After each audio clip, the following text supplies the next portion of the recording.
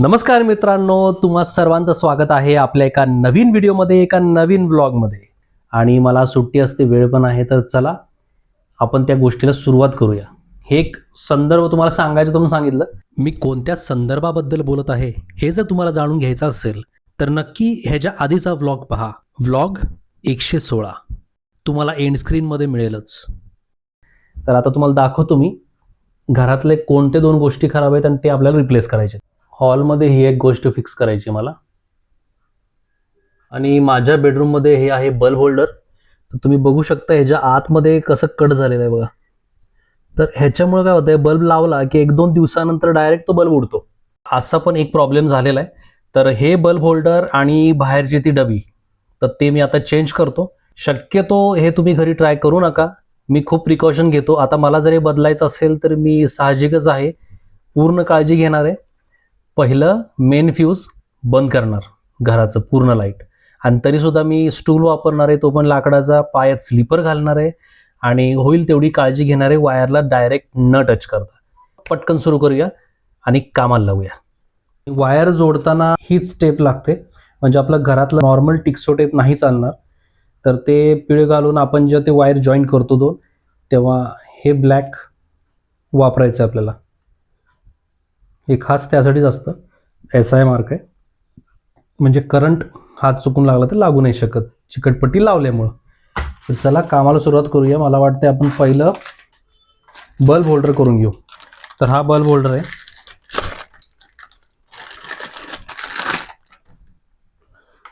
ला फिक्स करायचा आहे. आता चांगल्या कंपनीचा, चांगल्यापैकी आहे. तर आतला जो बल्ब बघितला आपण होल्डर, त्याच्या आतमधली जी ही गोष्ट आहे बघा, हे आतमधलं जिथं ते बल्ब बसतो ते स्टीलचं आहे बहुतेक, त्याच्यामुळं करंट लागण्याची शक्यता जास्त आहे. आणि ह्याच्यात आता नवीन ह्याच्यामध्ये फायबर दिले, त्याच्यामुळे जास्त सेफ आहे. चला आता फिक्स करूया आपण. आता माझं पहिली स्टेप आहे मेन घराचा फ्यूज बंद करणे. आपण सोबत पूर्ण हत्यार तयार ठेवलेले आहेत. हा एक स्क्रूड्रायव्हर घेतला आहे मोठावाला, आणि हा छोटा टेस्टर म्हणतात त्याला. करंट पास होत आहे का नाही इथं लाईट लागेल आणि मला कळेल. आणि हे आहे पूर्णपणे वेगवेगळ्या स्क्रूसाठी लागणारे त्या शेपमधले स्क्रूड्रायव्हर, ॲडजस्टेबल आहे. तर आपण पहिलं ते ओपन करूया. आता कलरिंग केलं होतं त्यामुळे ते सगळं फिक्स झालेलं आहे, आता टाईट बसलेले आहेत कलरमुळं. तर अलगद ह्या गोष्टी काढायला लागणार आहेत मला हळूहळू. बघू शकता की पिवळी जी आहे, पिवळी वायर, ते 3 आहेत आणि एका साईडला फक्त निळी 1 वायर आहे. तर जसं आहे तसंच लावावं लागणार आहे मला सेम, म्हणजे ते वर्कआउट होईल. आपल्या वायरी आपल्याला चेंज करण्यासाठी मी छोटं स्क्रूड्रायव्हर वापरतोय. हे बघा मित्रांनो, आता हे होल्डर आपण काढलेलं आहे. इथं तुम्ही बघू शकता 4 वायरी आहेत आणि आपलं नवीन इथं आता फिक्स करायचं आहे. परिश्रमानंतर आपले हे 3 वायरी मी लावलेले आहेत. आता मेन आपली AC वायर लावूया, ही वाली. आपलं झालेलं आहे मित्रांनो. आता मी परत फिक्स करतोय सगळं जागेवर अशा पद्धतीने. इथलं एक स्क्रू. आता आपलं नवीन बल्ब होल्डर फिक्स झालेलं आहे. तर चला आता बल्ब लावून बघूया नीट वर्किंग होतंय का नाही. आता आपण चालू करूया मेन स्विच.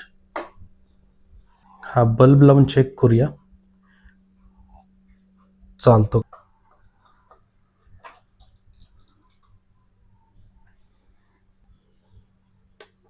व्यवस्थित चालू झालंय. आपलं एक काम सक्सेसफुल झालेलं आहे आणि बल्ब होल्डर व्यवस्थित फिक्स झालेलं आहे. लाईट तुम्हाला आत्ताच दाखवली, व्यवस्थित लागते. तर आता आपलं राहिलंय बाहेरचं ट्यूबचं ते बटन. तर ते मी आता करून घेतो, नाहीतर तुम्ही बघून बघून बोर व्हाल. तर मी ते पण एक काम करून घेतो, म्हणजे आपले आजचं एक काम पूर्ण झालं. The next day. नमस्कार मित्रांनो, गुड मॉर्निंग. काल येताना मिरच्या हवे होते, मी मिरच्या घेऊन आलो होतो. आणि आज सकाळी मला वडिलांनी दाखवली एक मिरची, की तुम्ही फक्त निसर्गाची किमया पहा. शब्दात नाही सांगू शकत, तुम्हाला मी आता दाखवतो. हे बघा मित्रांनो,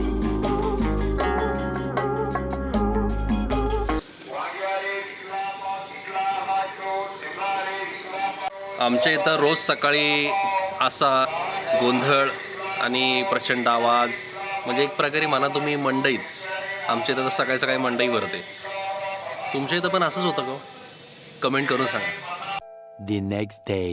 हा व्लॉग बऱ्याच तुकड्यांमध्ये येत आहे, कारण की सध्या खूप धापळ चालू आहे, खूप कामाचा लोड पण आहे आणि आई गेली बहिणीकडे, वडील गेलेत काल गावाला, अशा सगळ्या गडबडीमध्ये होत नाही आहेत व्लॉग. त्याच्यामुळं हे जे तुम्ही आत्ता हा व्लॉग जो बघितला आहे तो सगळा तुकड्यामध्ये आलेला आहे. कधी रविवारचा एखादा पार्ट आहे, सोमवारचा एखादा पार्ट आहे, मध्येच बुधवारचा एखादा पार्ट आहे. अशा गोष्टी तुकड्यांमध्ये येत आहेत सध्या तरी. आणि आज आहे सोमवार, तर सकाळी मला काही शूट करायला जमलंच नाही, वेळ मिळाला नाही तेवढा. आणि आता एकटा आहे, तर खाली जाऊया आणि दूध घेऊन येऊया.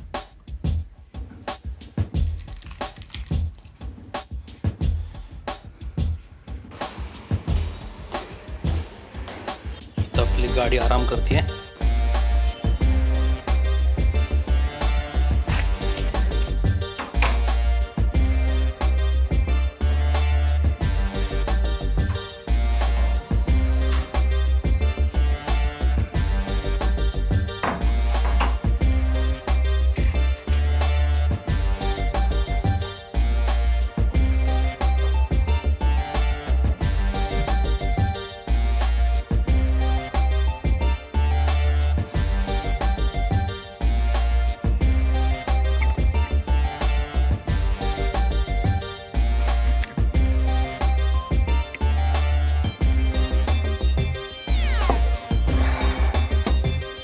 मित्रांनो, दूध घेऊन तर मी आलेलो आहे, फ्रीजमध्ये पण ठेवलेलं आहे. माझा एक भाऊ येणार आहे, आत्ते भाऊ, मुक्कामासाठी पुण्यात आला आहे तो.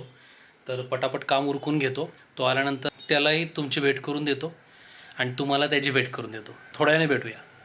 Much later. दादाची आज खूप धापळ झाली होती, खूप प्रवास झाला आहे, त्याच्यामुळे तो आज खूप थकलेला आहे. आणि येता येताच त्यांनी रात्रीचं जेवणाचं पार्सलसुद्धा घेऊन आला तो.